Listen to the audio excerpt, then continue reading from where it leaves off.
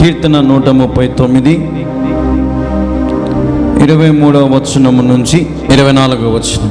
దేవా, నన్ను పరిశోధించి నా హృదయమును తెలుసుకొనుము, నన్ను పరీక్షించి నా ఆలోచనలు తెలుసుకొనుము.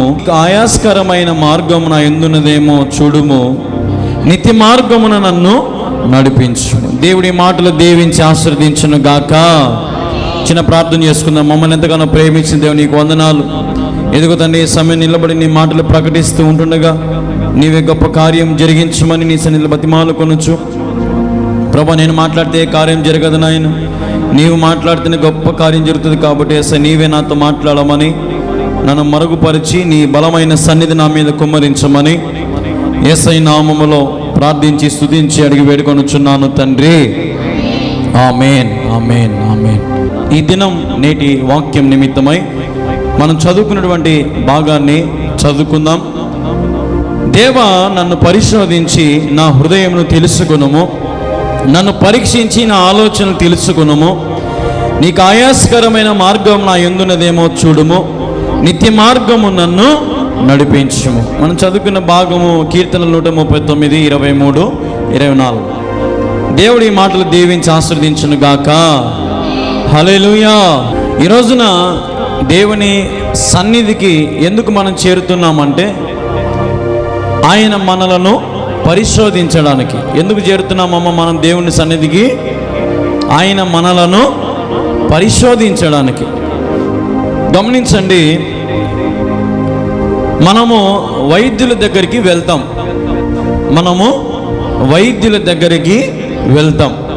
వెళ్ళినప్పుడు వైద్యులకి ఏమని చెప్తాము?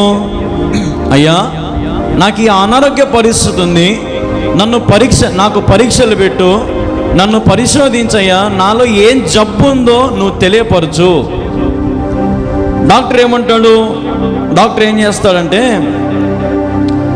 నీకు బ్లడ్ టెస్ట్ రాస్తాడు, ఎక్స్రేలు తీస్తాడు, చాలా రకాలుగా స్కానింగ్లు అవన్నీ చేస్తాడు. అవసరం లేకున్నా కూడా ఇవన్నీ చేస్తాడు. మామూలుగా అయితే ఏ డాక్టర్ అయినా ఏం చేస్తాడంటే మొట్టమొదటిగా మన పల్సు చూస్తాడు. అంటే మన చెయ్యి పట్టుకొని ఫస్ట్ ఏం చేస్తాడు? మన చెయ్యి పట్టుకొని చూస్తాడు ఫస్ట్ పోగానే. తర్వాత ఏం చేస్తాడంటే రక్త పరీక్ష చేస్తాడు. రక్త పరీక్షలో చూస్తాడు మనకేం వ్యాధి ఉంది అని పరీక్షిస్తాడు. తర్వాత మన టెంపరేచర్ చూస్తాడు. నోట్లో థర్మామీటర్ పెట్టి ఏమన్నా నీకు జ్వరం ఉందా, ఏమన్నా ఉందా అని చూస్తాడు. ఇంకా ఏం చేస్తాడంటే నీ చేతికి ఒక తాడు లబ్బరేసి నీ బీపీ ఎంత ఉంది అని కూడా చూస్తాడు. దాని తర్వాత ఇంకా లోతుగా తెలుసుకోవడానికి ఎక్స్రే అని, స్కానింగ్ అని, ఎంఆర్ఐ అని, ఇట్లా చాలా రకాలుగా ఇంకా ఎక్కువ పరీక్షలు రాస్తాడు డాక్టర్. ఎందుకంటే నీ వ్యాధి ఎంత ముదిరిందో, నీ వ్యాధికి అరికట్టడానికి ఏ మాత్రలు రాయాలో, ఏ ఇంజెక్షన్ వేయాలో డాక్టర్ ఏం చేస్తాడంటే ప్రతి రిపోర్ట్ని కూడా తెచ్చుకుంటాడు. వాస్తవం కదా నేను చెప్పింది? మీకు బాగా అర్థమవుతుందా? ఒక డాక్టరే అన్ని పరీక్షలు పెడితే నీకున్న జబ్బుని తీసివేయడానికి, నీకున్న వ్యాధిని తీసివేయడానికి ఒక డాక్టరే అన్ని రకాలైనటువంటి పరీక్షలు జరిగిస్తున్నప్పుడు, మరి దేవుని మందిరానికి వచ్చిన మనము దేవుడు మనల్ని పరీక్షిస్తూ ఉంటే ఎందుకు ఒప్పుకోవడంలా? ఇది నా ప్రశ్న. ఈ రోజున దేవుని సన్నిధికి వచ్చిన మనము దేవుడు నీ వైపు వేలెత్తి చూపిస్తూ ఉంటే ఎందుకు నువ్వు తీసుకోలేకపోతున్నావు? డాక్టర్ అన్ని పరీక్షలు చేస్తే ఒప్పుకుంటున్నావు, దేవుడు నీకు పరీక్ష పెడితే మాత్రం ఒప్పుకో. ఎందుకంటే నేను నీతిమంతుణ్ణి అని అనుకుంటావు. నీలో ఉన్న గర్వము, అహంకారం అనేది పాపాన్ని ఒప్పుకోనీయకుండా చేస్తూ ఉంది. అందుకే దేవుడు అంటాడు, ఇందాక మనం చదివినట్టుగా ఏమంటున్నాడు ఆయన? దావీదు ఏమంటున్నాడు ఇక్కడ? నన్ను పరిశోధించి నా హృదయమును తెలుసుకొనుము, నన్ను పరీక్షించి నా ఆలోచనలు తెలుసుకొనుము, నీకు ఆయాసకరమైన మార్గము నా యందున్నదేమో చూడుము, నిత్య మార్గమున నన్ను నడిపించుము. హల్లెలూయా. మనము ప్రభు సన్నిధిలో వచ్చినప్పుడు ఆయన వాక్యము ద్వారా పరీక్షించబడాలా. హల్లెలూయా. ఆయన వాక్యము ద్వారా మనము పరీక్షించబడాలా. ఆయన ముఖ కాంతిలో మనము పరిశోధించబడాలి. ఇప్పుడు ఎక్స్రే తీసినాక డాక్టర్ ఎక్స్రే ఎక్కడ పెడతాడు? మీ అందరికి బాగా తెలుసు ఎక్కడ పెడతాడు ఎక్స్రే. పక్కన ఒక మిషన్ ఉంటుంది, ట్యూబ్ లైట్ మిషన్. మన ఎక్స్రే తీసి దాంట్లో పెడతాడు. పెట్టినప్పుడు ఆ నల్లటి కాగితంలో నుంచి ఏం కనపడతాయి? డాక్టర్ లైట్ అయ్యగానే మన ఎముకలు కనపడతాయి, ఏమి లోపాలు ఉన్నాయో అన్నీ ఆ ఎక్స్రేలు కనపడతాయి. లైట్ ఆఫ్ చేయగానే మళ్ళీ ఏమైపోతుంది? నల్లగా అయిపోతుంది. యేసు ప్రభు ముఖ కాంతిలో కూడా నీ పాపమును దేవుడు బట్టుబయలు చేస్తాడు. హల్లెలూయా. దేవా, నన్ను పరిశోధించి నన్ను పరీక్షించేసయ్యా అని నువ్వు ప్రార్థన చేస్తున్నావా? ఇది ప్రాముఖ్యమైన సంఘటన. ఈ రోజున దేవుడు మనతో మాట్లాడుతున్న మాట. పరిశోధిస్తున్నాడా దేవుడు నిన్ను? దేవుడు నిన్ను పరీక్షిస్తున్నాడా? ఇప్పుడు డాక్టర్ ఏమంటాడు? ఏమయ్యా ఇంతకాలం ఏం చేస్తున్నావు? నీకు బుద్ధి జ్ఞానం ఉందా? ఇంత వ్యాధి పెరిగేంత వరకు ఏం చేస్తున్నావు? కొంచెం ఉన్నప్పుడు చూపించుకుని లేదా? నీకు బుద్ధి లేదా? ఎప్పుడు డబ్బు సంపాదించుకుని ఏం చేస్తావు? బాగుంటే ఎంతనే సంపాదించుకుంటావయ్యా, ఆరోగ్యం ముందు బాగా కాపాడుకోవయ్యా అని డాక్టర్ అరుస్తాడా? అరసడా? అరుస్తాడు. డాక్టర్ ఎంతో ప్రేమతో చెప్తాడు. ఎందుకంటే అది కొంచెములో ఉన్నప్పుడే తీసివేయాలనుకుంటాడు డాక్టర్. ఆ వ్యాధి కొంచెముగా ఉన్నప్పుడే తీసేస్తే అది నీకు మేలు. ముదిరిపోయాక తీసేయాలంటే చాలా కష్టం. పాపము, ఆ వ్యాధి నీ హృదయంలోకి రాణిస్తూ ఉంది, నీ శరీరము నశించిపోతూ ఉంది. ఈ రోజున నీ అనారోగ్య పరిస్థితులకు కారణం ఏంటంటే, నీ వ్యాధి బాధలకు కారణం ఏంటంటే నీ మనసే. నీ మనస్సు. అందుకే డాక్టర్ ఏమంటాడంటే, బాగా వినండి, ఏమంటాడంటే నువ్వు బాగా తిని బాగా నిద్రపోతాయా అని అంటాడు. ఎందుకు? నీ హృదయము నీ మనస్సు నిమ్మలంగా ఉంటే నువ్వు నిమ్మలంగా ఉంటావు. చంచలత్వం కలిగిన మనసు నీలో ఉంటే, చంచలత్వం కలిగినటువంటి మనస్సు నీ మీద ప్రలోభితం చేస్తూ ఉంటే నువ్వు ఏమి కూడా చేయలేవు. అనారోగ్య పరిస్థితి దిగజారిపోతావు. డాక్టర్ అంటాడు, నా చేతులు ఇంకేం లేదు నాయనా. ఈ రోజున దేవుని సన్నిధిలో మనం పరీక్షించుకొని పరిశుద్ధపరచుకుంటే ఆయన ముఖ కాంతిలో మన ప్రతి పాపమును దేవుడు బట్టుబయలు చేస్తాడు. ఆయన సన్నిధికి వచ్చిన మనము ఏకాంతంగా ప్రార్థన చేసుకొని ప్రభువుని అడగాల, దేవా నన్ను పరీక్షించి పరిశోధించు దేవా, నాకు మునుపటి కంటే బలము దయచేయి ప్రభువా, మునుపటి కంటే శక్తి నాకు ఈ ప్రభువా.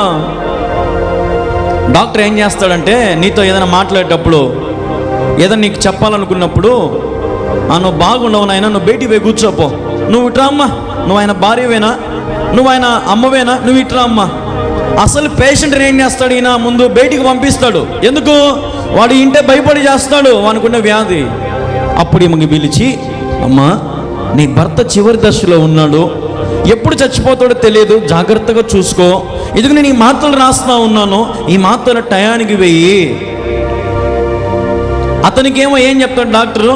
నువ్వు బాగా ఉన్నావు, నువ్వు కోలుకుంటావు అంటాడు. కానీ అసలైన విషయము కుటుంబ సభ్యుల దగ్గర చెప్తాడు. కానీ ఈరోజు యేసయ్య ఎట్లా చెప్పడు? యేసయ్య ఉన్నది ఉన్నట్లుగా నీతోనే మాట్లాడతాడు. నీ పాపాన్ని సరి చేసుకొని దేవుడు చెప్తాడు.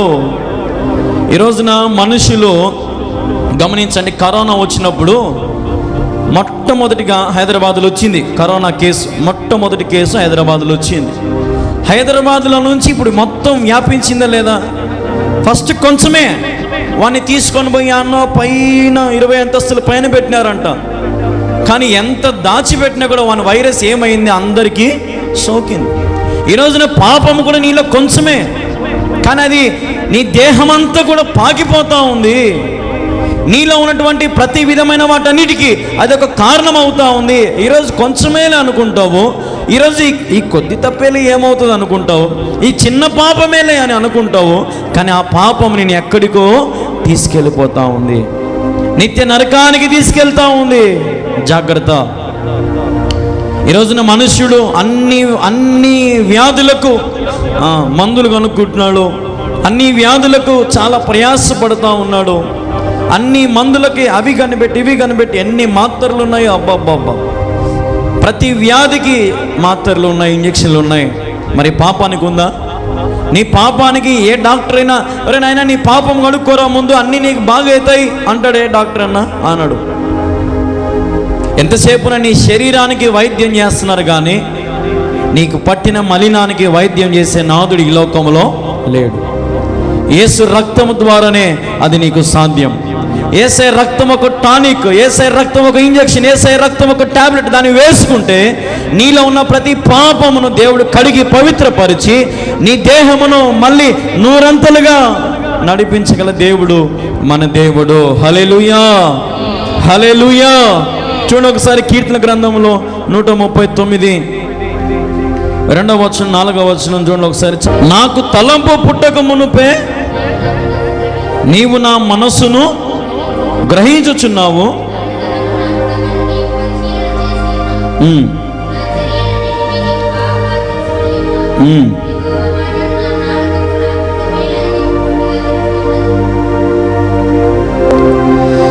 ఏముంది ఇక్కడమ్మా? నేను కూర్చుంటే నేను లేచి నీకు తెలియను, నాకు తలంపు పుట్టక మునుపే నీవు నా మనసును గ్రహించుచున్నావు. నా నడకను నా పడక నీవు పరిశీలన చేసి ఉన్నావు. నా చర్యలన్నింటినీ నీవు బాగుగా తెలిసి ఉన్నావు. యెహోవా మాట నా నాలుక రాక మునుపే అది నీకు పూర్తిగా తెలిసి ఉన్నది. వెనుకను ముందును నీవు నన్ను ఆవరించి ఉన్నావు. నీ చెయ్యి నా మీద ఎంచి ఉన్నావు. ఇట్టి తెలివి నాకు మించినది, అది అగోచరము, అది నాకందదు. హల్లెలూయా. ఇక్కడ ఏమంటున్నాడు? తలంపులు పుట్టక మునుపే, ఆలోచన నీకు రాక మునుపే, నీ నోట మాట రాక మునుపే అవి దేవునికి తెలుసంట. ఆయన నిన్ను ఆవరించి ఉన్నాడు, నీ ముందు నీ వెనుక. ఈరోజున ప్రతి చోట దేవుడిని పరిశీలన చేస్తున్నాడు, పరిశోధిస్తూ ఉన్నాడు. జాగ్రత్త, దేవునికి తెలియందంటూ ఏది లేదంట. అందుకే నేను ఒక మాట చెప్తాను, గమనించండి. ఆయన సన్నిధిలో ఎప్పటికప్పుడు మన పాపాలు ఒప్పుకొని విడిచిపెట్టాలి. ఆయన సన్నిధిలో ఎప్పటికప్పుడు మన హృదయాన్ని పరిశీలించుకుంటే, పాపము ప్రారంభంలో ఉన్నప్పుడే దాన్ని విడిచిపెట్టడానికి దేవుడు సహాయం చేస్తాడు. హల్లెలూయా. పాపము ప్రారంభంలో ఉన్నప్పుడే దేవునిని ఖండిస్తాడు. ఒరే కళ్యాణ్, ఇది చేయొద్దు, ఇది చేస్తే నాశనం అయిపోతావురా. దేవుని సన్నిధిలో నీకు గద్దింపు ఉంటుంది. దేవుని సన్నిధిలో నీకు దేవుడు ప్రేమతో పలుకుతాడు. ఇప్పుడు నీకు వ్యాధి వచ్చింది అనుకోమ్మా, డాక్టర్ నీ ఇంటికి వస్తాడా? నువ్వే డాక్టర్ కాడికి పోతావా? నా ఇంటికే రమ్మను, నా ఇంట్లోనే అన్ని వెంటిలేటర్ తెచ్చి పెట్టమను, మాస్క్ తెచ్చి అన్ని తెచ్చి నా ఇంట్లోనే పెట్టమంటే ఏ డాక్టర్ని తెచ్చి పెడతాడా? అన్ని నీ ఇంట్లో తెచ్చి పెడతాడా? పెట్టడు. మన వ్యాధిని బట్టి గుండె బాగలేకపోతే గుండె డాక్టర్ కాడికి పోతాం, లివర్ బాగలేకపోతే లివర్ డాక్టర్ కాడికి పోతాం, ఆస్తమా అయితే ఆస్తమా డాక్టర్ కాడికి పోతాం కదా. ఒక్కొక్క వ్యాధికి ఒక్కొక్క స్పెషలిస్ట్ ఉంటాడు. అతని దగ్గరికి మనం పోయి 10 మందిని కనుక్కుంటాం. ఏ డాక్టర్ మంచోడు, ఎవరి దగ్గరకు పోతే తక్కువ, ఎవరి దగ్గరకు పోతే తొందరగా బాగా అవుతుంది అని 10 మందిని కనుక్కొని మనం అడుగు ముందుకేస్తాం. కానీ దేవుడు చెప్తున్నాడు, నా సన్నిధిలోకి రండి, నా సన్నిధిలోకి వచ్చి నన్ను అడగండి. మీ పాపము ప్రారంభంలో ఉన్నప్పుడే దాన్ని నేను తీసేస్తా. నేను మీకు సహాయం చేస్తా పాపములో నుంచి వేరవ్వడానికి. హల్లెలూయా. అయితే మీరేం అడగాల? ఆయన సన్నిధిలోకి వచ్చి ఏకాంత ప్రార్థన చేసుకోవాలి. ఎంతమందికి అలవాటు ఉంది దేవుని సన్నిధికి వచ్చి ఏకాంత ప్రార్థన చేసుకునే అలవాటు ఎంతమందికి ఉంది? ఆలోచన చేయండి. రోజుసేపు అయినా సరే, అదొక 2 నిమిషాలైనా సరే దేవుని మన నడుస్తా కూడా ప్రార్థన చేసుకోవచ్చు. కూర్చొని ప్రార్థన చేయొచ్చు. ఆయన బలిపీఠం మీద చేతులు పెట్టి మోకాళ్ళొంగి ప్రార్థన చేయొచ్చు. ఈరోజు దేవుని సన్నిధిలో ఏకాంతమైన సమయం గడిపి నీ పాపములు నీవు ప్రారంభ దశలోనే వాటిని తీసివేసుకో. పాపములోనికి నీ చేతులు ముంచొద్దు, పాపము నడకలోకి నీ కాళ్ళు నడవనీయద్దు. దేవుని వాక్యం అదే సెలవిస్తూ ఉంది, నన్ను పరీక్షించి పరిశోధించు. ఎందుకు ఈ మాట నేను చెప్తున్నానంటే, చూడండి ఒకసారి కీర్తన గ్రంథం 90వ అధ్యాయం చూడండి ఒకసారి. అదే కీర్తనలోనే 90వ అధ్యాయం అద్భుతమైన వర్తమాన దేవుడు మాట్లాడుతున్నాడు. 90వ అధ్యాయం 8వ వచనం. ఆ దోషములను నీవు నీ ఎదుట నుంచుకొని ఉన్నావు, నీ ముఖ కాంతిలో మా రహస్య పాపములు కనబడుచున్నవి. హల్లెలూయా. ఆయన ముఖ కాంతిలో ఏం పాపములు కనబడుతున్నాయంట? అమ్మ ఓయమ్మ, ఏం పాపాలంట? రహస్య పాపాలు యాడ కనబడుతున్నాయంట? ఒకటేసారి అమ్మా, 4 గోడల మధ్య నువ్వు చేసే పాపం, నువ్వు చేసే మోసాలు, నీవు చేసే అన్యాయపు తీర్పులు, నీవు చేసే ప్రతి విధమైన వాటన్నిటినీ, నీవేయించే ప్రతి రహస్య పాపమును, నీ హృదయంలో తలంచే ప్రతి కీడు దేవుని ముఖ కాంతిలో కనబడబోతున్నాయి. హల్లెలూయా. జాగ్రత్త, హెచ్చరిస్తున్నాడు దేవుడు. రహస్య పాపములు అన్నాడు దేవుడు. అంటే మనుషులకు కనబడని పాపములను రహస్య పాపములు అంటారు. ఆ రహస్య పాపములు నువ్వు ఎక్కడ చేస్తున్నావో.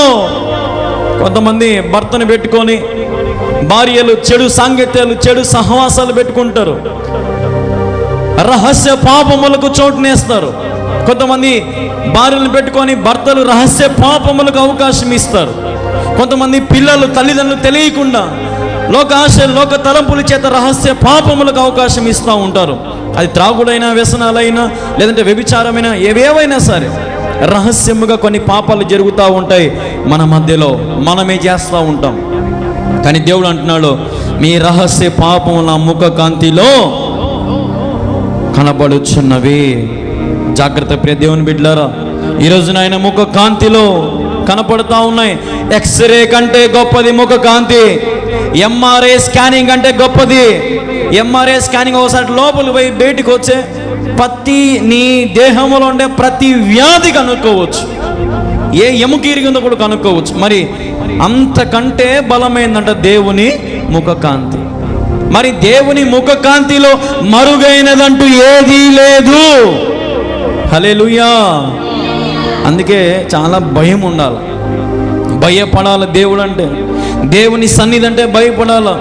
ఈ రోజున ఈ శక్తివంతమైన యంత్రాల కంటే దేవుని శక్తి చాలా గొప్పది. మన హృదయంలోనే చిన్న చిన్న దోషములు, బలహీనతలు దేవుడు ఒకానొక రోజున బయలుపరచబోతా ఉన్నాడు. తీర్పు దినము రోజున నీవు తీర్పు తీర్చాల్సిన సమయం వస్తుంది. దేవుని తీర్పు తీర్చే రోజు వస్తుంది. ఆ రోజున నీ పాపమును దేవుడు బట్టు బయలు చేస్తాడు. జాగ్రత్త ప్రతి దేవుని బిడ్డలారా. వాటిని, ఆ వ్యాధిని మనం ఏం చేసుకోవాలంటే, వాటిని ప్రారంభ దశలోనే ఏం చేయాలి, మనం వాటిని తీసివేసుకోవాలి, నిర్మూలించాలి. డాక్టర్ ఏమంటాడు, ఒరే నువ్వు మందు తాగి తాగి తాగి నీ లివర్ చెడిపోయిందిరా, అది బాగా కావాలంటే నువ్వు త్రాగుడు ఏం చేయాలా, మానేయాలి. మానేస్తేనే మళ్ళీ నీ లివరు మళ్ళీ బాగా అయ్యే ఛాన్స్ ఉంది. నీ ఊపిరితిత్తులు సిగరెట్ తాగి తాగి పోయినాయిరా, ఆ ఊపిరితిత్తులు బాగా కావాలంటే నువ్వు సిగరెట్లు మానుకోవాలిరా అన్నాడు అనుకో డాక్టరు. అప్పుడు ఏం చేయాలి, మనం ఖచ్చితంగా మానుకోవాలి. కానీ కొంతమంది వినరు. నేను సచ్చే అమ్మా ఇట్నే ఉండాలా, ఏం సచ్చే పోతే పోనీ పానం కదా. ఈరోజు మనుషులు హెచ్చరికలకు ఖాతరు చేయడంలా, మనుషులు జాగ్రత్త పడడంలా మనుషులకు భయం లేదు. దేవుని సింహాసనం ఎదుట ఒకానొక రోజున మనం ప్రతి పాపం విషయమై దేవునికి లెక్క చెప్పాల్సిన రోజు ఒకటి ఉంది. చూడండి ఒకసారి 2 కొరింథీయులకు రాసిన పత్రిక 5వ అధ్యాయం 10వ వచనం. ఎందుకనగా తాను జరిగించిన క్రియలు చొప్పున అవి మంచివైనను సరే, చెడ్డవైనను సరే, దేహముతో జరిగించిన వాటి ఫలములు ప్రతి వాడును పొందునట్లు మనమందరమును క్రీస్తు న్యాయపీఠము ఎదుట ప్రత్యక్షము కావలెననియు. హల్లెలూయా. దేవుని ఎదుట మనం ప్రత్యక్షమవుతాం. మంచి చేసిన వాడు ప్రత్యక్షమవుతాడు, చెడు చేసిన వాడు ప్రత్యక్షమవుతాడు. దేహముతో జరిగించిన ప్రతి ఫలములను, అది నీతి ఫలమైన చెడు ఫలమైన, అది ఎటువంటి క్రియ అయినా సరే దేవుని ఎదుట మనము ప్రత్యక్షమవుతా ఉన్నాం. బా, ముఖకాంతిలో పాపం కనపడిపోతుంది, ఆయన ప్రత్యక్షతలో లెక్క చెప్పాలా. ఎంత భయం ఉండాలంగా మనకు ఆలోచన చేయండి. ఈ రోజున మనుషునికి ఏమి లేదురా నాయన అంటే భయం లేదు. ఇష్టానుసారమైన జీవితం. చేతిలో ఒక 10,000 ఒక 5,000 జోబులో డబ్బు ఉంటే ఇంకా వాడిని బట్టలేము వాడిని. గర్వం, అహంకారం, ఒక 10 మంది మాటలు వినడు, నాదే అంటాడు కదా. ఈరోజున గర్వము నాశనానికి నడుపుతూ ఉంది, పాపము నిన్ను నరకానికి నడిపిస్తూ ఉంది. దేవుని రాకడ విషయంలో మనమందరం క్రీస్తు న్యాయపీఠం ఎదుట ప్రత్యక్షం కాబోతున్నాం. న్యాయపీఠం అది. ఆ న్యాయపీఠం ఎదురుగా మనం నిలబడబోతున్నాం దోషుల్లాగా. ఇప్పుడు ఖైదీల దగ్గరికి పోయి మనం నిలబడగలుగుతామా? ఏమంటామంటే, అమ్మా వాంతో నిలబడితే నన్ను కూడా దోషి అంటారన్న. ఇప్పుడు ఉదాహరణకి ఒక దొంగడు ఉన్నాను అనుకో, ఆ దొంగని పక్కన మేము మనం నిలబడినాం అనుకో, అన్న వాడు నా స్నేహితుడు అన్నా మనకు అప్పుడు మనల్ని ఏమంటారు? మనల్ని కూడా దొంగోడే. నీ చుట్టుపక్కల ఉన్న వారిని బట్టి నీ గురించి చెప్పచ్చంట. నీకున్న స్నేహితులను బట్టి నీ బుద్ధి ఎలాంటిదో చెప్పచ్చంట. నీకున్న అలవాట్లను బట్టి నీవు ఎలాంటి వాడవో చెప్పచ్చంట. కాబట్టి దేవుని ముఖకాంతిలో మన పాపం బట్టబయలు కాబోతా ఉంది. దేవుని విషయంలో మనము కానీ భయం భక్తితో లేకపోతే ఆయన ఎదుట మనం చేసిన ప్రతి దానికి ఆయన న్యాయపీఠం ఎదుట మనం ప్రత్యక్షపరచబడవలసిన రోజు రాబోతా ఉంది. మన ఒక మాట చెప్తాను చూడండి. మన ముఖము లేదంటే మనం వేసే షర్టో ప్యాంటో చీరో అది ఏదైనా సరే రోజుకి ఎన్నిసార్లు మనం అద్దంలో చూసుకుంటామమ్మా? ఆలోచన చేయండి ఒకసారి. ఎన్నిసార్లు చూసుకుంటాం మనం ఒక రోజుకి? నేనే రెడీ అయినాక అద్దం ముందర నుంచొని దూక్కొని ఇది బాగుందా లేదా, పౌడర్ సరిపోయిందా లేదా, షర్టు బాగుందా లేదా, ప్యాంటు బాగుందా లేదా, 10 మందికి నిలబడి వాక్యం చెప్పాలా, డీసెంట్గా ఉన్నామా లేదా, మళ్ళీ మధ్యాహ్నం చూసుకుంటాం, రాత్రి చూసుకుంటాం, పడుకునేటప్పుడు చూసుకుంటాం, మొక్క మీద నీళ్లు పోసుకున్న ప్రతిసారి అద్దం కాడ ఏవి అట్లా దూక్కుంటాం. ఈ ముఖానికే ఇన్నిసార్లు మనం అద్దం దగ్గరికి పోయి ఇంతసారి చూపించుకొని ఇంత ముఖాన్ని మనం ఇవి పూసి అంత ప్రయాసపడుతున్నామే. మరి దేవుని వాక్యం అనే అద్దములో నీ ముఖం చూసుకున్నావా? ఈ వాక్యం అనే అద్దములో నీ ముఖం చూసుకుంటున్నావా? నీ ముఖం చూసుకుంటే నీ ముఖం ఏం కనపడతా ఉంది? ఈ వాక్యంలో ఎట్లా కనపడతా ఉంది? ఈ వాక్యం ద్వారా దేవునికి నచ్చినట్టుగా ఉన్నావా? ఆయనకు ఆయాసకరముగా ఉన్నావా? ఆలోచన చేయాలి. ముఖం మీద ఒక్క రవ్వ పౌడర్ ఎక్కువ తుడుచుకుంటాం మనం. మరి దేవుని వాక్యం అనే అద్దములో నీవు చూసుకుంటున్నప్పుడు నీ ముఖములో ఉన్నటువంటి పాపమును తుడుచుకోవడానికి ఎందుకు నీకు చేతులు రావడంలా?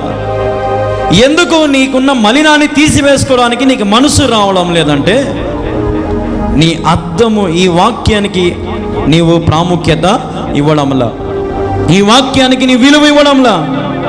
ఎందుకనగా దేవుని వాక్యము సజీవమై బలము గలదై 2 అంచుల ఖడ్గము ఎటువంటిదో ఖడ్గము కంటే వాడిగా ఉండి అనే మాట మనం చూస్తాం. హెబ్రీయులకు రాసిన పత్రిక 4వ అధ్యాయం 12వ వచనం చూడండి ఒకసారి. హెబ్రీయులకు రాసిన పత్రిక 4వ అధ్యాయం ప్రభు జ్ఞాపకం చేస్తున్న మాట. 4వ అధ్యాయం 12వ వచనం నాయన 12వ వచనం. ఎందుకనగా దేవుని వాక్యము సజీవమై బలము గలదై 2 అంచులు గల ఎటువంటి ఖడ్గము కంటేను వాడిగా ఉండి ప్రాణాత్మలను కీళ్లను మూలుగులను విభజించినంత మటుకు దూరుచు హృదయం యొక్క తలంపులను ఆలోచనలను పరిశోధించుచున్నది.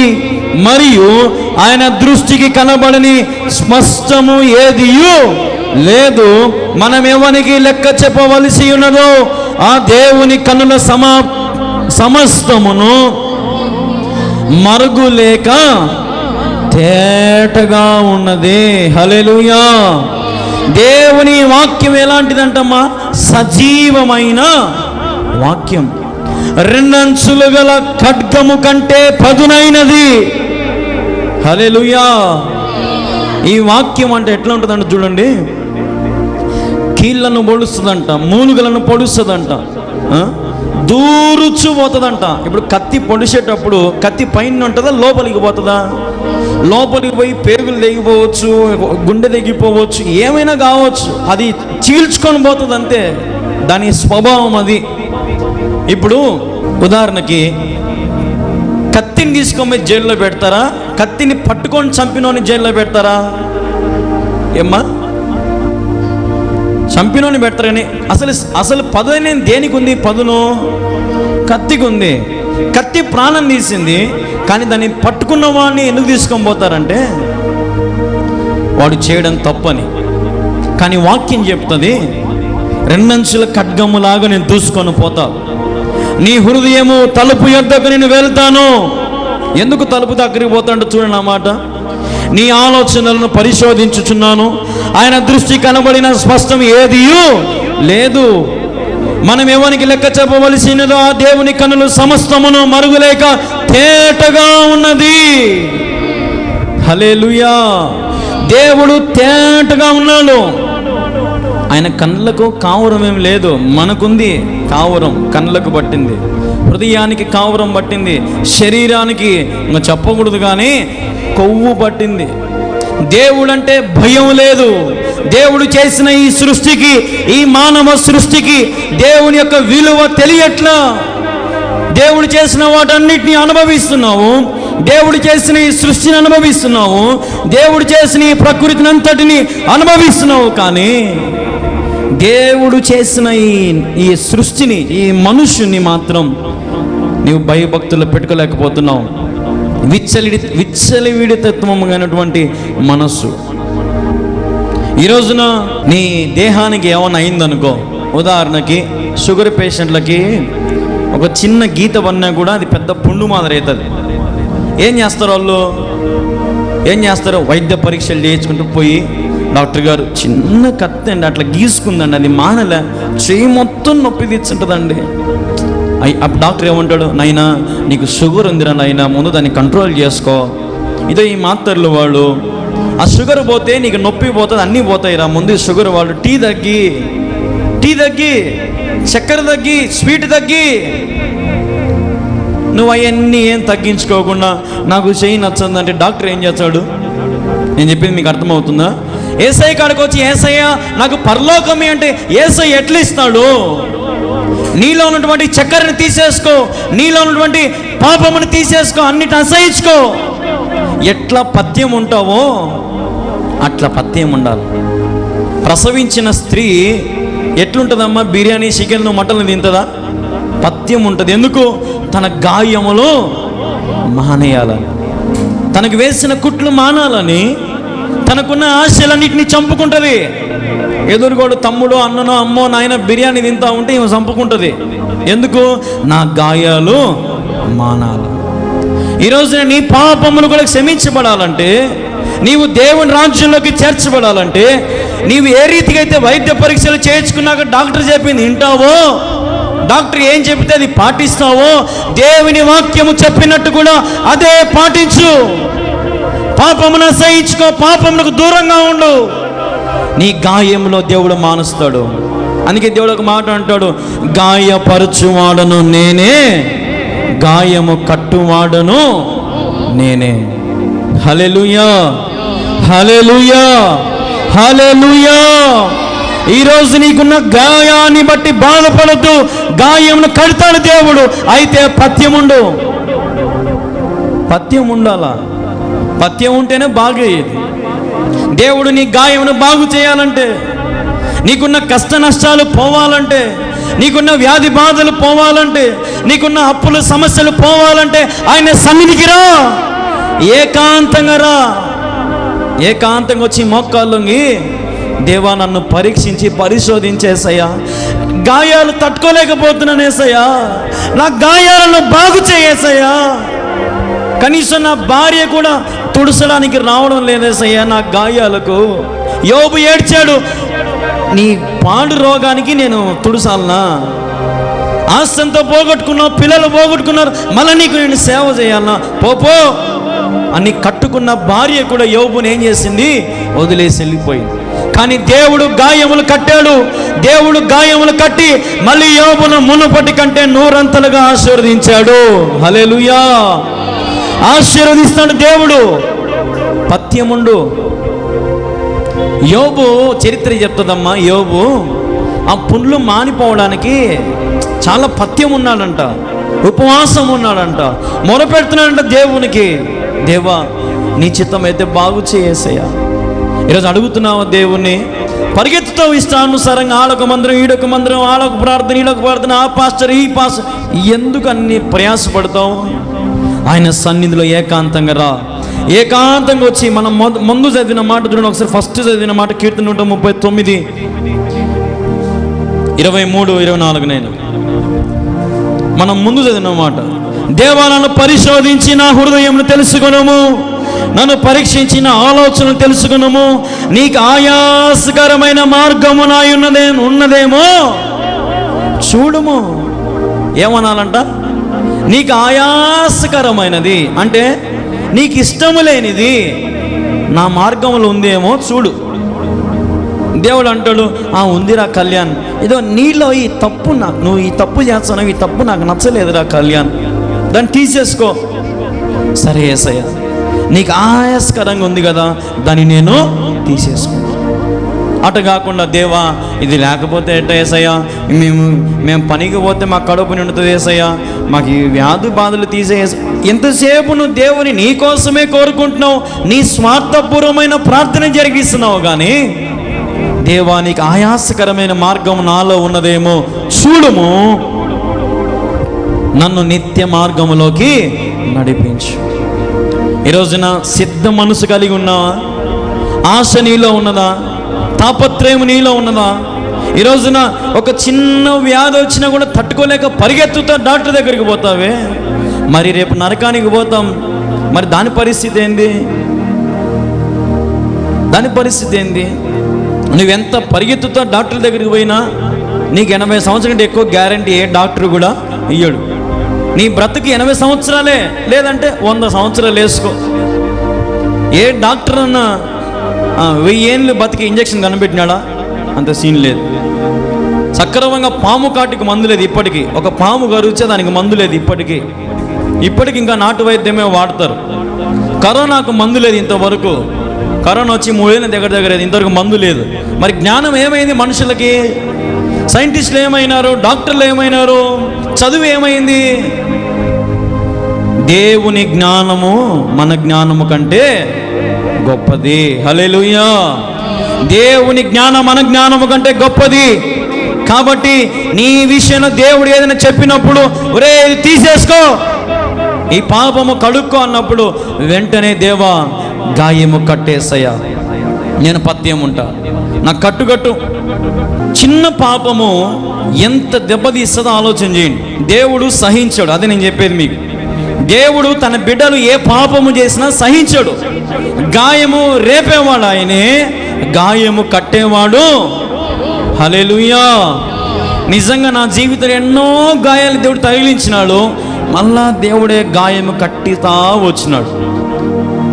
ఎట్లా దేవుడు గాయం కడతాడంటే, డాక్టర్ ఎంత బాగా మనతో మాట్లాడతాం ఇంజక్షన్ వేసింటాడు, నొప్పి కూడా మనకు తెలియదు. కట్టుకొట్టేటప్పుడు గట్టిగా బిగిస్తాడు. అప్పుడు ఏం చేస్తావు నాయనా నువ్వు, మేము ఆయన ఎందుకు రామాయణంతో మాడుతూ ఉంటారు? ఎందుకు? మనకు ఆ నొప్పి తెలియకుండా ఉండడానికి, గాయము మానడానికి. దేవుడు కూడా మనతో చల్లని మాటలు మాట్లాడతాడు, నీ గాయమును మానుపుతాడు. హల్లెలూయా. దేవుని విషయంలో మనం చేసే చిన్న అపరాధములు, చిన్న పాపముల నిమిత్తమై దేవుని ఎదుట మనం కానీ పరీక్షించి పరిశోధించి, దేవా అని నీవు అడిగినట్లయితే, దేవునికి ఆయాస్కరమైన మార్గములన్నింటినీ దేవుడు నీకు దూరము చేసి నిత్య రాజ్యం అనే మార్గము నీకు దేవుడు దగ్గర చేస్తాడు. హల్లెలూయా, హల్లెలూయా. ఈరోజు నా ఫ్రెండ్స్కి గొప్ప బిజినెస్లు ఉన్నాయి. కాజీపేట పోయే దారిలో బీరం శ్రీధర్ రెడ్డి అని ఒక పెద్ద స్కూల్ ఉంది. ఆ స్కూల్ మా ఫ్రెండ్ది. ఒకడైతే సినిమా డైరెక్టరింగ్ చేస్తా ఉన్నాడు, సినిమాలు తీసే డైరెక్టర్ ఒకడు అయినాడు, ఇంకొకడేమో డాక్టర్ అయినాడు, ఒకడు లాయర్ అయినాడు, ఒకడు డిగ్రీ చదువుతూ ఉన్నాడు, ఒకడేమో పీజీ, ఒకడేమో టీచర్ అయినాడు. నేనేమో సేవకునైనా. నేను నమ్ముతా, ఈ ప్రపంచంలో అన్ని ఉద్యోగాల కంటే సేవకుని ఉద్యోగం చాలా గొప్పది. దేవుడిచ్చిన గొప్ప భాగ్యం, దేవుడిచ్చిన గొప్ప ధన్యత. అందుకే దేవుడు అంటాడు, నశించిన దానిని వెతికి రక్షించుటకు నేను ఈ లోకానికి వచ్చాను. హల్లెలూయా. నశించిపోతున్న మనలను దేవుడు వెతికి రక్షించడానికి వచ్చాడు. ఈరోజు నీ స్థితిగతులను దేవుడు మారుస్తాడు. అయితే ఆయన యందు సంపూర్ణ విధేయత, భయభక్తులతో నీవు జీవించాలి. అప్పుడే దేవుని ఎదుట, ఆయన సింహాసనం ఎదుట నీవు లెక్క చెప్పాల్సిన అవసరం లేగా దేవుడు అంటాడు, ఇతను నా హృదయానుసారుడు. హల్లెలూయా. దేవునితో ఆ మాట చెప్పించుకోవాలని నాకు ఎంతో ఆశ ఉంది. దేవుడు ఒక్క మాట కూడా మనల్ని అనకూడదు. ఇంకా దేవదూతలు లోపలికి రమ్మంటారు, యేసు ప్రభు ముందు నిలబెడతారు. యేసు ప్రభు ఇంకా మన మీద ఏలెత్తిట్టు చూపించకూడదు. ఇంకా ఒకటే మాట అనాలా, వీడు నా హృదయానుసారుడు, పరలోక రాజ్యము ఇతనిదే, తీసుకెళ్ళండి, అయిపోయి. నీ పాపములు నీవు నేడే ఒప్పుకొని విడిచిపెట్టినట్లయితే, నీవు చేసిన అపరాధములు, నీవు చేసిన దోషములు నేటికే నీవు వదిలిపెట్టుకున్నట్లయితే, నీవు పథ్యం ఉన్నట్లయితే, దేవుడి నీ గాయమును మానిపి మునుపటి దానికంటే మహా ఉన్నతమైన రెట్లైనటువంటి సంతోషము, సమాధానము దేవునికి ఇస్తాడు. హల్లెలూయా, హల్లెలూయా, హల్లెలూయా. దేవుని నామానికి మహిమ కలుగును గాక. చూడండి ఒకసారి యోహాను సువార్త, మొదటి యోహాను అయినా ఒకసారి చూడండి. మొదటి యోహాను, థ్యాంక్ యూ జీసస్. మొదటి యోహాను మొదటి అధ్యాయం 7వ వచనం. అయితే ఆయన వెలుగులోనున్న ప్రకారము మనము వెలుగులో నడిచిన ఎడల, అంటే ఆయన పోయే దారిలో నువ్వు నడిస్తే, హల్లెలూయా, ఆయన పోయే దారిలో నీవు నడిస్తే ఆయన రక్తము నీ పాపమును కడుగుతుంది. రక్తస్రావం గల స్త్రీ 12 సంవత్సరాలు ప్రయాసపడింది తనకున్న రక్తస్రావం ఆగిపోవడానికి. అసలు పెద్ద ఆశ్చర్యమైన విషయం ఏంటంటే, బాగా గమనించండి, ఒక స్త్రీకి కానీ పురుషునికి కానీ మహా అంటే మన బాడీలో 5 లీటర్లో 6 లీటర్లో రక్తం ఉంటుంది అంతే. 5 లీటర్లో 6 లీటర్లో రక్తం ఉంటుంది అంతే మన బాడీలో. అలాంటిది ఆమెకు 12 సంవత్సరాల రక్తస్రావం ఎట్లయింది? నాకు డౌట్, మీకు రాలేదా? మనకుండేది రక్తం కొంచెమే, ఆ కొంచెంలో ఆమె 12 సంవత్సరాల రక్తస్రావం అయిందంటే ఆమెకు రక్తం వస్తుంది పోతుంది, వస్తుంది పోతుంది, వస్తుంది పోతుంది. బాగా గమనించండి, 12 సంవత్సరాలు తనకున్న దాంతో డాక్టర్ల కాడికి పోయింది, బాగ్గాల. నాటు వైద్యం చేయించుకుందేమో, బాగ్గాల. ప్రార్థన చేయించుకుందేమో, బాగ్గాల. వాళ్ళతో వీళ్ళతో అన్నీ చెప్పుకునింది, అవి చేయి ఇవి చేయి అన్నీ చేసింది. 12 సంవత్సరాలు తీగని చోటు లేదు, చెయ్యని కార్యము లేదు. అప్పుడే ఆ వీధిలో యేసయ్య పోతా ఉన్నాడు. యేసయ్య పోతా ఉంటే ఆమె హృదయంలో కలిగింది, ఎన్నో చేసినా కదా, నేను ఎంతో మంది దగ్గరికి పోయినా, ఎంతో ఖర్చు పెట్టుకున్నా, నాకు సుఖం లేదు.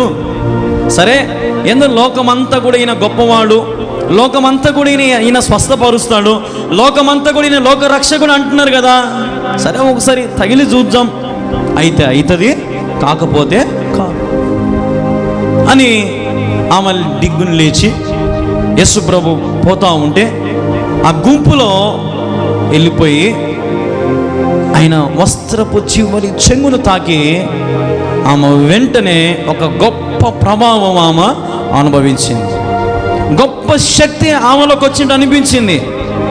అప్పుడు యేసయ్య వెనక్కి తిరిగి, నాలో ఉన్న ప్రభావము బయటికి పోయింది, నన్ను ఎవరు తాకారు? అప్పుడు శిష్యులందరూ కూడా, ఏంది యేసయ్య, ఏం పిచ్చి పట్టింది నీకేమన్నా? ఇంతమంది, వేల మంది, లక్షల మంది జనాలు ఉంటే ఎవరో ఒకరు పొరపాటున తగిలింటారులే, ఎవరో ఒకరు అటు తగిలింటారులే యేసయ్య, పొలంపా టైం అయింది, ముందుకు చాలా పని ఉంది. ఇంక నన్ను ఒక ఆమె వచ్చి తాకింది, ఎవరు తాకారో చెప్పండి. అప్పుడు ఈమె గడగడగడగడ, యేసయ్య నిన్ను తాకింది నేనే యేసయ్య, నీకు స్వస్థత కలుగునగాక. హల్లెలూయా. ఒక్క మాటను అన్నాడు దేవుడు. ఎందుకు ఇప్పుడు ఈమె గురించి నేను చెప్పినానంటే, ఇప్పుడు మనం ముందు ఒక మాట చదివినాం కదా, ఏం చదివినాం? మళ్ళీ ఒకసారి చదవండి. 1 యోహాను 1వ అధ్యాయం 7వ వచనం, మళ్ళీ ఒకసారి స్టార్టింగ్ ఒక్కటి చదవండి. ఆయన వెలుగులోనున్న ప్రకారం మనము వెలుగులో నడిచిన ఎడలా, అర్థమైందా? ఆయన వెలుగులో పోతా ఉన్నాడు. ఈ వ్యాధితో ఉన్న స్త్రీ యాడికి వచ్చింది? ఇప్పుడు వెలుగులోకి వచ్చింది, ఆయన మార్గంలోకి వచ్చింది, ఆయన పోయే దారిలో ఈమె అడుగు పెట్టింది. హల్లెలూయా. నేను చెప్పేది మీకు బాగా అర్థమవుతుందో లేదో మరి. ఆమె ఇంట్లో ఉండే ఆమె చీకటిలో ఉండే ఆమె, అనారోగ్య పరిస్థితుల్లో ఉండే ఆమె యేసయ్య వెలుగు అంటే యేసయ్య మార్గంలో ఆయన కొద్ది ఆయన పోతా ఉంటే ఈమె ఇంట్లో నుంచి కాలు బయట పెట్టి యేసయ్య మార్గంలో అడుగు పెట్టి యేసయ్యను ముట్టి స్వస్థత పొందుకుంది. హల్లెలూయా. ఆమె పాపమును, ఆమెకున్న వ్యాధిని యేసు రక్తము చేత దేవుడు పవిత్రపరిచాడు. హల్లెలూయా. యేసు రక్తము ప్రతి పాపమును, ప్రతి వ్యాధి బాధ రోగమును స్వస్థపరచును. ఇదే నిదర్శనం. నువ్వు ఇంట్లో నుండి నేను కుటుంబ ప్రార్థన చేసుకుంటా, నా గుండెల్లో ఉన్నాడు దేవుడు, చెట్టు కింద లేడా, పుట్టకాలు లేడా, పనుకొని ప్రార్థన చేసుకుంటా, కూర్చొని ప్రార్థన చేసుకుంటా, ఏం మందిరానికే ఏమవ్వాలా? దేవుని వాక్యం సెలవిస్తూ ఉంది, నా సన్నిధిలోకి వచ్చి ప్రార్థన చేయి, నా వెలుగు మార్గంలో నడుచు. నా వెలుగు ఎక్కడుంటే అక్కడ నిలబడరా సోంబేరి. ఈరోజు మనుషులకు నిజంగా లేదు. ఎంత బాగా మనం ఇల్లు కడుక్కున్నా, ఎన్నిసార్లు మనం సరిపేసి మన ఇల్లు బోకులు అన్నీ కడుక్కున్నా, సాయంత్రానికి మన ఇల్లు ఏమవుతుంది? మళ్ళా ఏమవుతుంది? రోతే. ఏదో ఒకటి పాపమో చీకటో ఏదో ఒకటి ఉంటుంది మన ఇంట్లో. కానీ యేసయ్య సన్నిధిలో పాపానికి చోటు లేదు. యేసయ్య సన్నిధిలో యేసయ్య వెలుగు తప్ప పాపానికి వెలుగు రానే రాదు. చాలా మంది అంటారు, నాయనా ఇదిగో ఈ బైబిల్ నన్ను కాపాడుతుంది. బైబిల్ ఏం కాపాడదు. ఈ మాట సత్యం. నేను చర్చికి పోయి ఉపవాసం ప్రార్థన చేస్తున్నా, అవి కాపాడవు నిన్ను. నీ హృదయము దేవునికి ఆలయంగా ఉందా?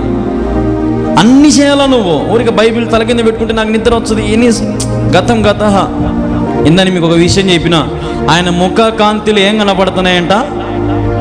ఏం పాపములయ్యి? రహస్య పాపములు. అందుకే జాగ్రత్త.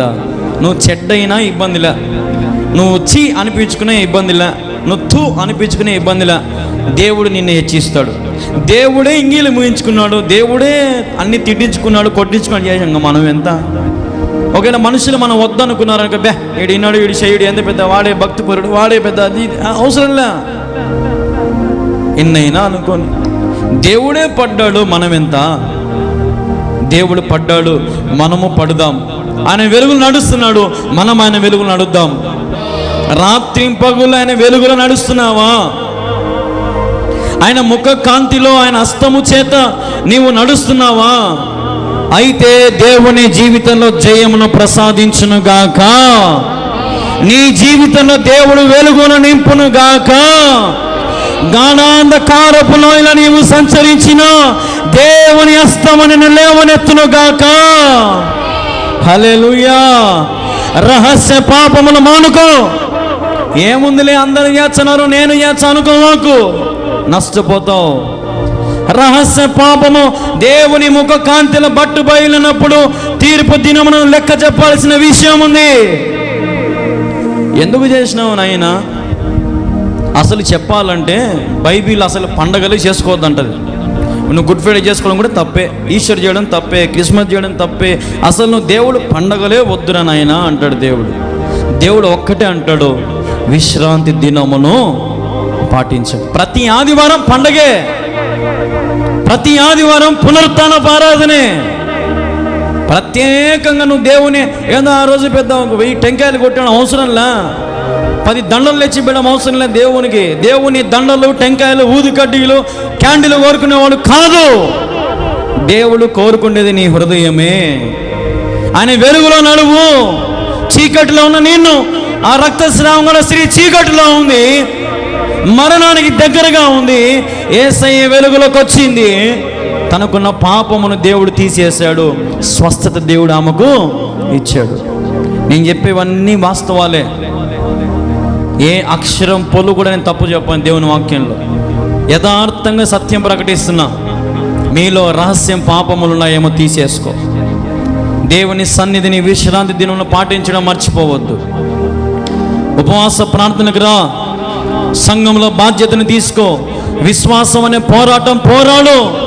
అందుకే దేవుని వాక్యంలో ఒక మాట ఉంటుందమ్మా, పుట్టిన దినము కంటే మరణ దినం ఎంతో శ్రేష్టమైనది. హల్లెలూయా. నీ పుట్టిన దినము కంటే మరణ దినం శ్రేష్టం. కార్య ఆరంభము కంటే కార్యాంతము మేలు. హల్లెలూయా. మధ్యలో ఏమైపోతావంటే నిన్ను సైతాను గాడు మూసేస్తాడు. నిన్ను రోడ్డు మీద పైకి తలెత్తి నడుస్తా పోతాడు ఒకడు. నడుస్తా పోతా ఉంటే పక్కన ఏమంటారంటే, ఒరే కింద చూసి నడుచురా నాయన కదా. ఎందుకు? కింద గుంతలుంటాయి, అదుర్లుంటాయి, రాళ్ళుంటాయి, కంపలుంటాయి. ఎగమల్లుకో నడుసాకరా, కింద పడి సత్సవరా నాయన, రాయోగి తట్టుకొని. దేవుని వాక్యం కూడా అదే. కార్య ఆరంభం అంటే అంతం ఇంపార్టెంట్. నీ యవ్వన కాలము చిన్నప్పటి నుంచి చచ్చిపోయేంత వరకు ఇట మల్లుకోవాకు పైకే, చుట్టూ నలుదిక్కుల కళ్ళు పెట్టుకో. ఎవడొచ్చి నీ గుంత తీసి గుంతలో దొబ్బుతాడో, ఏ పాపము నిన్ను ఆకర్షించుకుంటుందో ఆ పాపము ప్రారంభ దశలో ఉన్నప్పుడే ఆయన సన్నిధికి ఏకాంతంగా వచ్చి, దేవా నీకు ఆయాస్కరం అనేది ఏముందో తీసేయి యేసు నామములో. హల్లెలూయా. అడగాల దేవుణ్ణి. ఇప్పుడు నాకు ఒక 3 వారాల కిందట ఇదో చిన్న ఆ సిమెంట్ గోడ గీసుకుంది, అంతే. సిమెంట్ గోడ గీసుకుంది. ఇంతవరకు ఏలు నొప్పి తగ్గడంలా, చిన్న సిమెంట్ గోడ గీసుకుంది, అంతే. దానికి చిన్న దెబ్బ అసలు ఎంత నొప్పి తీస్తుంది అంటే సడన్గా అంత నొప్పి తీస్తుంది. చిన్న తప్పేలా అనుకుంటాం మనం, కానీ వెంటనే డాక్టర్ దగ్గరికి పోవాలా. డాక్టర్ దగ్గరికి పోయింటే ఈ పాటికి నాకు ఈ నొప్పి ఎప్పుడో పోయేది, అవునా కదా. అయ్యా ఇటు నాకు గోడ గీసుకుంది, ఏదైనా ఒక ఆయిక్మెంటో లేదంటే ఒక మాత్ర ఈరా నాయన అంటే ఆ యొక్క ఒక మాత్ర టానిక్ రాసి ఇచ్చాడు. చిన్నదానికైనా కానీ మందు ఉంటుంది, చిన్న ఆయిక్మెంట్ ఇస్తాడు. అది పూసుకున్నాం అనుకో 2-3 రోజులకి ఆ నొప్పి మాయమై ఆ గాయం మానిపోయి తోలు వస్తుంది. ఇప్పుడు నాకు ఇక్కడ తోలు రావడంలా, పక్కులు ఆ పక్కు తీసేస్తే మళ్ళీ బొక్క అట్నే ఉంటుంది. చిన్న దెబ్బే, అట్లన్నా అంతే. చిన్న దెబ్బ ఈ ఏలుకుంది, కానీ ఎంతో నొప్పి.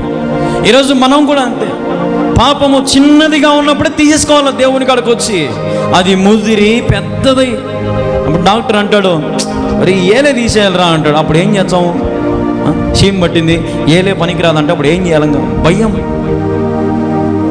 పాపము కొద్దిగా ఉన్నప్పుడే తీసేసుకో, పథ్యం ఉండడం నేర్చుకో. నీ గాయాలు మాన్చబడాలంటే దేవుని విషయంలో పథ్యం ఉండు, దేవుని విషయంలో స్థిర మనసు కలిగి జీవించు. చూడండి ఒకసారి హెబ్రీయులు రాసిన పత్రిక 9వ అధ్యాయం. హెబ్రీయులు రాసిన పత్రిక 9వ అధ్యాయం. హెబ్రీయులు రాసిన పత్రిక 9వ అధ్యాయం 14వ వచనం. నిత్యుడగు ఆత్మ ద్వారా తాను దేవుని నిర్దోషినిగా అర్పించుకొనిన క్రీస్తు యొక్క రక్తము నిర్జీవ ప్రక్రియలను విడిచి జీవము గల దేవుని సేవించుటకు మీ మనస్సాక్షిని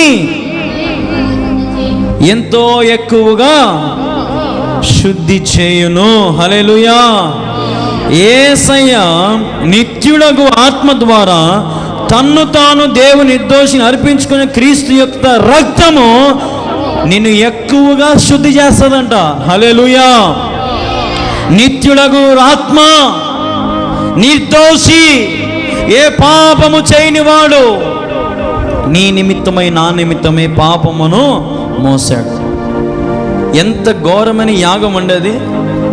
ఊరిగా పాటలో పాడతాం సింపుల్గా, శిలువలో అని సింపుల్గా పాడతాం నోటికి. అబ్బా యేసయ్య 2 మేకులు కొట్టుకున్నాడు, కాలికి మా దేవుడు ఏంది దేవుడు అనుకున్నాడు, తలకు ముళ్ళ కిరీటం. సింపుల్గా అటు తీసి పారేస్తారు కొంతమంది. అయితే నీ చేతికి ఒక పినుసుది గుచ్చుకుంటే మాత్రం అమ్మా, ఒక ముళ్ళు గుచ్చుకుంటే అబ్బా కాలు బాయ.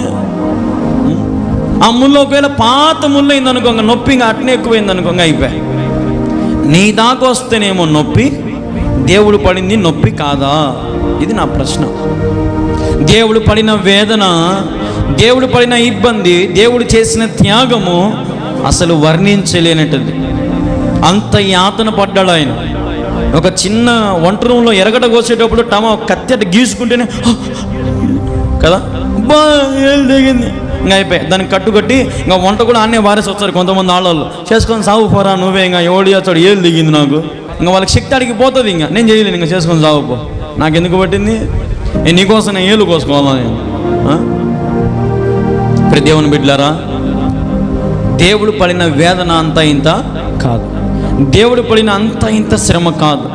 కాబట్టి నీ వ్యాధి కొంచెంగా ఉన్నప్పుడే, నీ బాధ కొంచెముగా ఉన్నప్పుడే, నీ పాపము కొంచెం ఉన్నప్పుడు ఎవరి ఎద్దకు పోవాలి మనము?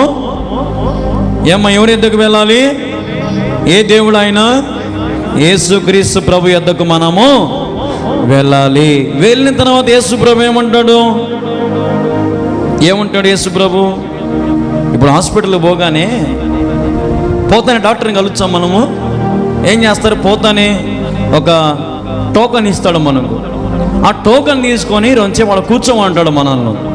డాక్టర్ 11కి వచ్చాడు. సార్ గారు పెద్ద సార్ కదా ఆయన. 11:30కి వచ్చాడు. మనం ఆనంద కూర్చొని కూర్చొని కూర్చొని ఆ టీవీ మాడేసేటారు మన ముందర. ఆ టీవీ చూసుకుంటా కూర్చోవాలా. ఎప్పుడెప్పుడు పిలుచాడని ఎదురు చూస్తుంటాం. కళ్యాణ్ అంటే నేనే పరిగెత్తుకుంటా వాకిలేసి డాక్టర్ కాడ పోయి కూర్చుంటానే. డాక్టర్ చెప్పండి అయ్యా ఏమైంది, బాగా వినండి, చెప్పండి అయ్యా ఏమైంది చెప్పండి అన్నప్పుడు, ఏమన్నా ఇంతసేపు కూర్చోబెట్టినావే అని అంటావా? ఏమ్మా నేను 9కి వచ్చినా నువ్వేంది 11 అని అంటావా? అనవు. ఏమంటావు అంటే, సార్ నాకు ఇవి అది బాగా అని ఏడ్చో అది ఏదో చెప్తావు. అంతేగాని నేను ఇంత సమయం ఎదురు చూసినా నీ కోసం, ఇంత టోకన్ డబ్బులు కట్టినా నేను అని ఎవడు అన్నాడు. ఎందుకంటే మనకి ఏది ఇంపార్టెంట్ అంటే మన వ్యాధి పోవాలా. హల్లెలూయా. మన వ్యాధి పోవడానికి ఎంతసేపు అయినా ఉంటున్నాం ఈ లోకంలో. డాక్టర్ ఈరోజు రాడు, రేపు రాపమ్మా అంటే ఓకే రేపు వచ్చాం. ఎందుకు? వ్యాధి పోవాలా. ఈ డాక్టరే మంచోడు, ఇంకెక్కడ ఎవడు బాగా చేయడు. అతను రాసే మాత్ర ఒక్కొక్కటి మింగుతుంటే నేను మళ్ళా పుంజుకుంటాను. నేను యవ్వనస్తుని మాదిరి ఉండ నేను ఇప్పుడు కదా. దేవుని బిడ్డలారా, ఒక డాక్టర్ కోసమే అంత ఎదురు చూస్తున్నావు నీ వ్యాధి మానుకోవడానికి, నీ వ్యాధి పోవడానికి అంత ఎదురు చూస్తున్నావే. నీ పనులు మానుకుంటావు, నీ ఉద్యోగం మానుకుంటావు, నీ కష్టాలు అన్నీ పక్కన పెట్టి ముందు నేను బాగుండాలా, నా భార్య బిడ్డలు ఎట్టైనా పోని నేను బాగుపడాలి అని పోయి దొంగగా కొంతమంది వైద్య పరీక్షలు కూడా చేయించుకుంటారు. కొంతమంది కంటి పరీక్ష, పండు పరీక్ష, గుండె పరీక్ష, రక్త పరీక్ష. కొంతమంది అదే పనిలో ఉంటారు. ఇంకా అంత వచ్చినా కూడా ఇంకా భరించలేరు. హల్లెలూయా. చిన్నది కూడా వచ్చినా భరించలేరు, పరిగెత్తిపోతారు. కానీ మనలో ఉన్న చిన్న చిన్న లోపాల నిమిత్తమై దేవుని యొద్దకు నువ్వు పరిగెత్తుతున్నావా? దేవుని యొద్దకు నువ్వు పరిగెత్తి దేవుని సన్నిధిలో ఏకాంత ప్రార్థన చేసుకుంటున్నావా? అదే ఈరోజు అంశం. నీవు ఏకాంత ప్రార్థన చేసి చూడు, దేవుని స్వరము నీకు వినపడుతుంది. హల్లెలూయా. దేవుని ముఖ కాంతిని నీ ఎదుట తేజపరుస్తాడు ఆయన. అప్పుడు దేవుడు చూపిస్తాడు ఆయన ముఖ కాంతిలో నీ పాపాలని. అవునేసయ్యా తప్పు చేసింది నేనే, క్షమించేసయ్యా. ఇంకొక పాపం చూపిస్తాడు దేవుడు. అవునేసయ్యా ఆ తప్పు చేసింది నేనే, క్షమించేసయ్యా. దేవుడు తన ముఖ కాంతిలు అన్నీ చూపించినప్పుడు నీవు ప్రతి పాపాన్ని ఒప్పుకోవాలా. నేను చేయలే, నేను అంటుంటోని కాదు, ఏం నువ్వు అంత దొంగ లెక్కలు చెప్తున్నావు అది ఇది అన్నావు అనుకో, నీ కథ అయిపోయినట్టే. దేవుని లెక్క అన్యాయపు లెక్క ఉండనే ఉండదు. నువ్వు చేసిన ప్రతి దానికి దేవుని ఎదుట లెక్క చెప్పాల్సిన రోజు ఉంది. కాబట్టి ఆ రోజు రాకముందే ఏకాంతంగా ప్రభు సన్నిధిని గడిపి దేవుని స్వరమును విను. దేవుడు ఏం చెబుతున్నాడు దాన్ని పాటించు. ప్రతి పాపాన్ని ఒప్పుకొని విడిచిపెట్టు. నీ జీవితము దేవుని వెలుగులో నడిపింపజేసుకో. నీకు కావలసిన సత్యమైన సౌందర్యమైన నిత్య రాజ్యానికి దేవుడు నిన్ను చేరుస్తాడు. హల్లెలూయా, హల్లెలూయా. ఇప్పుడు గుడిసెలో ఉన్నారనుకోండి, గుడిసెల్లో ఇప్పుడు మనమే ఒకప్పుడు మనం అందరం పల్లెలలో గుడిసెల్లో ఉండేవారు. గుడిసెలే కదా. ఇప్పటికీ ఆంధ్ర పక్కకు పోతే గుడిసెలు ఉన్నాయి, ఇప్పటికీ గుడిసెలు ఉన్నాయి. నేను చాలా చూసిన, ఇప్పటికీ గుడిసెలు ఉన్నాయి. ఇప్పుడు ఇందిరమ్మ కాలంలో బాగా వినండి ఒకసారి. ఇందిరమ్మ కాలంలో మీకు ఒక్కొక్కరికి 5 సెంట్లు 10 సెంట్లు భూమి ఇచ్చి ఇల్లు కట్టించినాడు. ఇందిరమ్మ ఇల్లు కట్టించింది, అవునా కదా. కట్టించినప్పుడు గుడిసెలు, మీరు గుడిసెల్లో నుంచి ఆ ఇంట్లోకి పోయేటప్పుడు మీకు సంతోషం ఎట్లుంది చెప్పండి? ఎట్లునింది మీకు ఆనందం? ఏమయ్యా ఎట్లునింది?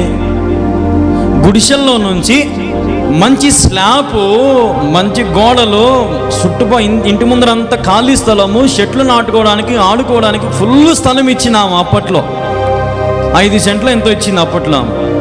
ఒక గుడిసెలో నుంచి ఇంటిలోకి మారేటప్పుడు ఎంత సంతోషం నీకుంది. మన స్తోమత అప్పట్లో లేదు, ఇల్లు కట్టుకునే స్తోమత కూడా మనకు లేదు అప్పట్లో, తినడానికి కూడా లేదు అప్పట్లో. మరి అట్లాంటప్పుడు ఈమె ఇల్లు ఇస్తే అప్పుడు మన ఫీలింగ్ ఎట్లుంటుందంటే చెప్పలేనంత సంతోషం. ఇప్పుడు యేసయ్య మనం కూడా గుడిసెల్లో ఉన్నాం. ఏదో పెద్ద ఇవన్నీ బంగ్లాలు ఇవన్నీ మనం అనుకుంటాం, ఇవన్నీ అంత సీనే లేదు. మనం ఇప్పుడు గుడిసెల్లోనే ఉన్నాం, మన బతుకు ఇంకా గుడిసెల్లోనే ఉంది. యేసయ్య ఇల్లు కడతా ఉన్నాడు అక్కడ. యేసయ్య కట్టే ఇంట్లో సౌందర్యమైన ఇల్లు, బంగారపు వీధులు, అసలు ఆ రాజ్యము వర్ణించలేని రత్నాలతో నిండబడినటువంటి రాజ్యం. ఆ రాజ్యం, ఈ గుడిసెలో నుంచి నేను దేవుడు ఆ రాజ్యానికి ఇస్తాను అంటున్నాడు. మరి ఏది కావాలి ఇప్పుడు నీకు? అప్పుడు ఇంద్రమ్మ మళ్ళా గెలిచింది.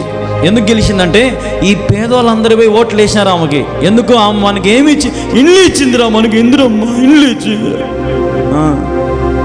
ఇల్లు ఇచ్చినందుకే ఏం గుద్దినారా? మళ్ళా ఎలక్షన్లకు పోయింటే ఓట్లు గుద్ది ఆమెను గెలిపించుకున్నారు అప్పట్లో. ఈ రోజున మరి దేవుడు నీకు సౌందర్యమైన ఇల్లు ఇస్తా అంటున్నాడు. ఆయనకి వెయ్యి ఓటు. ఎవరెవరికో వేస్తావు ఓటు, ఏ పాపం ఎవరికి పడితే వారికి ఓటు వేస్తున్నావు. అస్సలైన దేవునికి ఓటేయి. నిన్ను దోసుకొని తినేవానికి ఓటేస్తున్నావు, కానీ నీకు అన్నీ ఇచ్చేవానికి ఓటు వేరా నాయన. నీ మీద ప్రేమ చూపించేవానికి ఓటేయి, నీ మీద కృప చూపించేవానికి ఓటేయి, నీ మీద కనికరం చూపించేవానికి ఓటేయి. యేసయ్య నిలబడుతున్నాడు, ఆయనకు అధికారమే. దేవా, నా అధికారము నువ్వే, నా శిరస్సు నువ్వే, నీవు చెప్పినట్టు నేను జీవిస్తాను యేసయ్యా. హల్లెలూయా. అది పరీక్షించి పరిశోధించుకోవడం అంటే వచ్చిమమ్మ పోతిమమ్మ, ఒక పాట పాడినామమ్మ, ఒక వాక్యం విన్నాం, ఒక బైబిల్ చదివినాం అంటే కాదు. పరీక్షించు, పరిశోధించే అవకాశం దేవునికి, అధికారము దేవునికి. దేవుడు ఏది వద్దంటే అది మానుకో. స్టెఫెను, నాకు ఆశ్చర్యమైన విషయం ఏంటంటే స్టెఫెన్ గురించి ఒక మాట చెప్తా చూడండి. బైబిల్లో స్టెఫెన్ అని ఒక అతను ఉంటాడు, బలమైనటువంటి శిష్యుడు. సావు మీదకి వచ్చింది, రాళ్ళతో కొట్టి చంపుతూ ఉన్నారు. కనీసం యేసు ప్రభు నా దేవుడు కాదు అనే మాట రాలే అతనికి. యేసు ప్రభే నా దేవుడు. నువ్వు నన్ను చంపినా, కొట్టినా, తిట్టినా, నువ్వు రాళ్ళతో నన్ను చంపినా, నేను హత సాక్షిగా మార్చబడతాను. నా యేసయ్య గొప్పోడు. హల్లెలూయా. ఈరోజు దేవుడు నీకు అదే అవకాశం ఇచ్చాడు అనుకో. ఉదాహరణకి మనం అయితే పుసుక్కిన బారిపోతాం.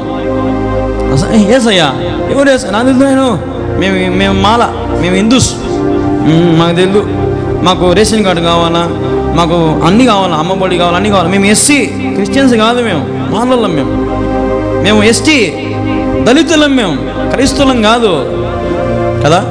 ఈరోజున మనుష్యుడు యేసు ప్రభుని కొదవ పెట్టి సంతోషపడతా ఉన్నాడు. జాగ్రత్త, వడ్డీ పెరిగిపోతుంది. వడ్డీ ఎప్పుడు కట్టుకుంటావు? పాపం అనే వడ్డీ పెరిగిపోతూ ఉంది.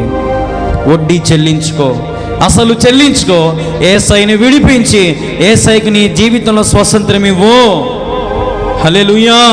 కాబట్టి మన హృదయమును ఏం చేయాలి? దేవుని సన్నిధిలో పరీక్షించమని, పరిశోధించమని దేవునికి మన జీవితాన్ని అప్పగించాలా. హల్లెలూయా. ఇప్పుడు అందరు నేను చెప్పినట్టు చెప్పండి. దేవా, ఇక నుంచి నేను నీ సన్నిధిలో ఏకాంత ప్రార్థనను చేసుకోవడానికి ముందుకొస్తాను. వచ్చిన నన్ను నీవు పరీక్షించి పరిశోధించు. నీకు ఆయాసకరమైన మార్గములు, తప్పులు, పాపములు, దోషములు, అపరాధములు నాలో ఉన్నట్లయితే వాటిని సరిచేయి. నిత్య రాజ్యానికి ఆ మార్గములో నన్ను నడిపించు. ఆమేన్. హల్లెలూయా. హల్లెలూయా, హల్లెలూయా. దేవుడి మాటలు దీవించి ఆశీర్వదించును గాక. ఆమేన్, ఆమేన్, ఆమేన్. వినిన